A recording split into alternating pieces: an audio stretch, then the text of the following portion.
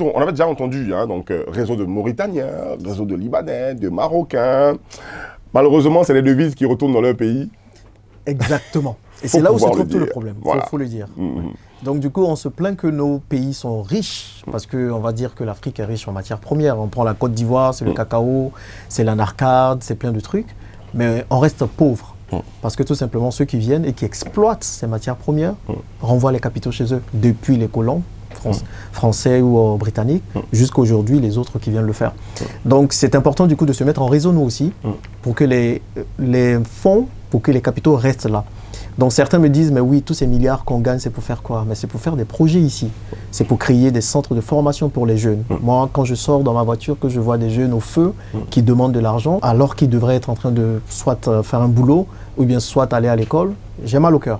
Maintenant, on ne va pas dire que oui, les autres viennent nous piller et tout, et encore aller les voir pour qu'ils viennent nous aider. Donc il est important de sortir de cette mentalité d'aide et de mettre des business en place pour pouvoir gérer nous-mêmes les projets d'envergure qu'on veut faire. Création d'orphelinats, création d'écoles et plein d'autres choses.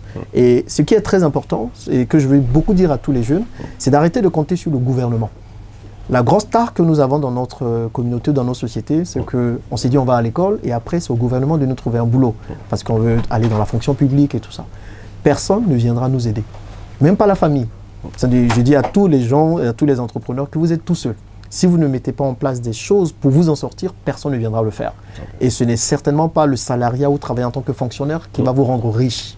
Parce que clairement, il faut qu'on devienne riche. Pas juste pour avoir de l'argent ou pour avoir une vie luxueuse, mais les défis que nous avons ici en Afrique sont tellement grands qu'on ne peut pas se permettre de ne juste pas avoir de l'argent.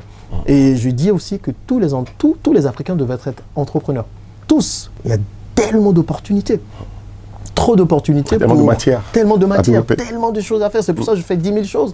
Parfois, quand je sors, je dis, mais ça, on peut faire quelque chose. Il y a tel problème là-bas, je peux faire ça. Et quand il y a des gens qui me disent qu'ils ne voient pas l'idée pour lancer un business ou pour investir, moi, je tombe des nues parfois. Donc, c'est là qu'on va voir le vrai problème que les gens ont. C'est que ce n'est pas un problème d'idée, ce n'est pas un problème même d'argent, c'est juste une grosse peur qu'ils ont. Très bien. C'est ça. Donc, la grosse peur de se lancer. La peur de qu'est-ce qu'on dira si j'échoue. La peur de se dire et si je perds tout ce que j'ai. Et le premier conseil que moi je donne, d'espère, pour pouvoir réussir dans l'investissement, c'est de tuer cette peur-là. Très bien. C'est de changer son mindset. Et moi, c'est ce qui m'a aidé parce que je n'ai pas peur d'échouer. Et je n'ai même pas honte. Je n'ai pas peur ou honte de dire que j'ai échoué. Parce que je sais qu'en échouant, j'apprends. Donc, il faut pouvoir taire cette peur et puis ensuite, on verra les autres conseils. Très bien. Plusieurs magazines économiques identifient des secteurs d'activité dans lesquels il faut investir qui seraient rentables. C'est ça. Je n'ai pas la liste sous les yeux, mais je voudrais connaître la vôtre. Moi, je dis en Afrique, tous les secteurs sont rentables. Pour moi, parce qu'aujourd'hui, un entrepreneur, c'est quoi? C'est quelqu'un qui voit un problème et qui apporte une solution à ce problème-là et se fait de l'argent. On ne devient pas entrepreneur juste pour gagner de l'argent. On devient entrepreneur parce qu'on veut d'abord apporter de la valeur. Donc la question que les gens devraient se poser, c'est quelle est la valeur qu'ils veulent apporter? Je prends les transports. On vient à Abidjan aujourd'hui, on a 5 millions d'habitants pour 800 000 véhicules. Clairement, il y a un problème là. Comment les 4 millions se déplacent? Voilà un problème. Quelle est la solution que j'apporte? J'achète des véhicules et je fais des VTC, des véhicules de tourisme avec chauffeur. L'argent rentre. Maintenant, la gestion et tout, c'est autre chose. Donc, moi, je ne liste pas des secteurs. Et bon, peut-être que je vais en donner quelques-uns, mais je dis juste, il faut savoir avoir des yeux de problème.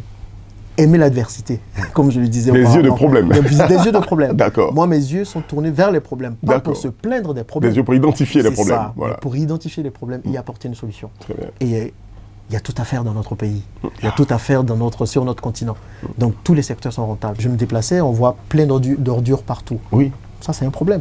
Peut-être que gérer des ordures n'est pas un secteur que les magazines vont plébisciter. Vont identifier. Mais il y a quelque chose à faire là. C'est clair. Donc, il faut avoir juste des yeux pour identifier les problèmes et puis ensuite apporter des solutions. Maintenant, si on veut rentrer dans des secteurs, j'ai publié sur ma chaîne Investisseurs Africains une vidéo des 10 hommes les plus riches de Côte d'Ivoire.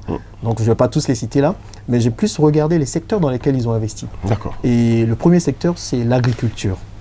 Donc forcément, il faut qu'on arrive à se nourrir. Quand on imagine qu'on importe énormément de riz par an, qu'on importe du poisson, qu'on importe toutes ces denrées-là, alors qu'on peut cultiver du riz ici, il y a un problème. Vous n'êtes pas dans la culture de rente, ça. Voilà, c'est ça. Pas dans la culture de rente. Mais c'est vraiment de la culture pour pouvoir assurer une certaine suffisance alimentaire. C'est très important. On ne peut pas faire de la culture de rente quand on sait que le plus gros de l'argent de la culture de rente reste en Europe ou reste dans les pays où on les exporte, alors qu'ici on a faim. On fait de la culture de rente et puis à côté de ça, il faut importer tout. C'est tout ce dont on a besoin comme ouvrier et tout. Donc c'est important du coup de se lancer dans ces secteurs-là. Et en même temps, on résout un problème. Donc il y a l'agriculture, il y a le négoce aussi. Moi je fais du négoce, je fais énormément, je pense qu'une partie de mon argent vient de là. Aujourd'hui, nos matières premières, on fait beaucoup de culture de rente. Mais qui les exporte ou qui vient les prendre? C'est encore d'autres personnes. Nos propres cultures. Donc, il faut que les Africains soient encore plus dedans. Dans le vivrier. Dans le vivrier, et ensuite dans le négoce, dans la vente même des matières premières, du caoutchouc et tout ça. Ça, c'est un deuxième secteur. Et derrière, d'autres vont apporter des idées de transformation. Et c'est à là que j'allais venir. Très bien. Transformation. On apporte de la valeur quand on transforme. Moi, j'ai été sidéré d'apprendre que Dubaï est une des plus grandes plateformes où on vend de l'or. Pourtant, ils ont 0 gisement d'or. Et il y a plusieurs Africains qui se déplacent, qui vont à Dubaï pour acheter des bijoux en or. Alors que tout l'or se trouve ici. La Côte d'Ivoire est un producteur d'or. Donc, il faut commencer à mettre des usines de transformation ici. Pareil pour l'anarcade. Moi, je fais de l'import-export, de l'export plutôt d'anarcade. Et on se rend compte ici qu'on prend les coques d'anarcade et on les envoie tout de suite en Inde et tout ça. Alors qu'on peut faire des choses avec cette anarcade. On peut la décortiquer, utiliser le fruit à l'intérieur et puis gérer la coque aussi en faisant d'autres choses. Donc, la transformation est vitale. Et surtout, ça nous permet aussi de pouvoir apporter de la valeur, gagner de l'argent.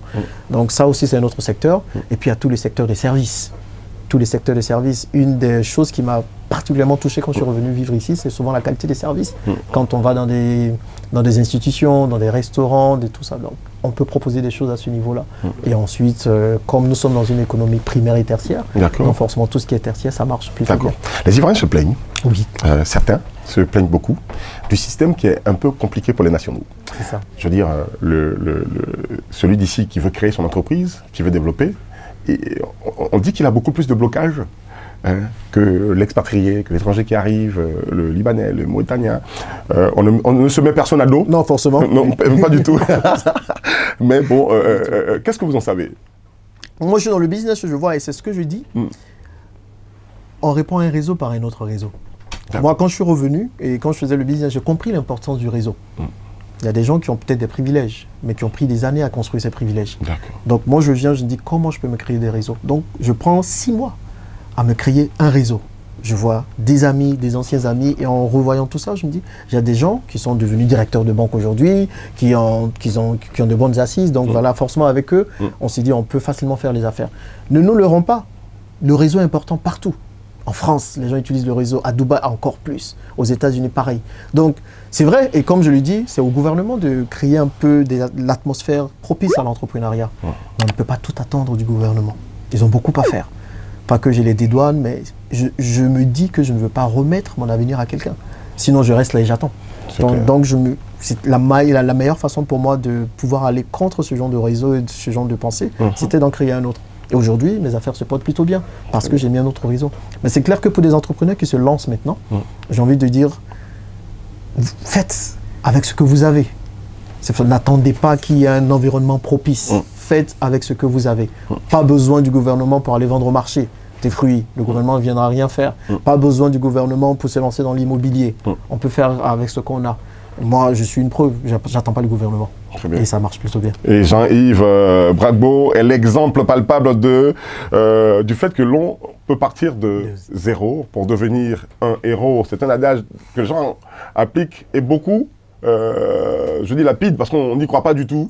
Ceux qui disent que j'avais une plume aujourd'hui, j'avais foulaillé. Mais en réalité, c'est des figures de style pour dire que on est parti de quelque part. Il faut bien pouvoir débuter par quelque chose. Et on retient surtout ne pas attendre le gouvernement qui fera pas grand-chose pour vous. Pas que le gouvernement, ne rien attendre de personne. De personne. Moi, ça, c'est... On va penser que vous êtes hautain en le disant, mais non. C'est que vous apprenez à compter sur vous-même. Très bien. Et quand vous comptez sur vous-même, et ça, c'est une phrase que ma mère m'a dite quand j'avais 9 ans, vous faites tout pour vous en sortir. Parce que l'aide ne viendra de personne. Donc, vous bataillez. Vous avez la niaque de vous en sortir. Et c'est ça qui m'a permis vraiment d'être où je suis aujourd'hui. Je n'attends personne. Pas parce que je pense tout savoir ou pas parce que je ne suis pas humble. Mais parce qu'il n'y a que moi qui peux me sortir de la merde. Désolé du terme, mais c'est ça, de la merde dans laquelle je me trouve. Donc si chacun commence à penser ça, je pense qu'on ira vraiment loin.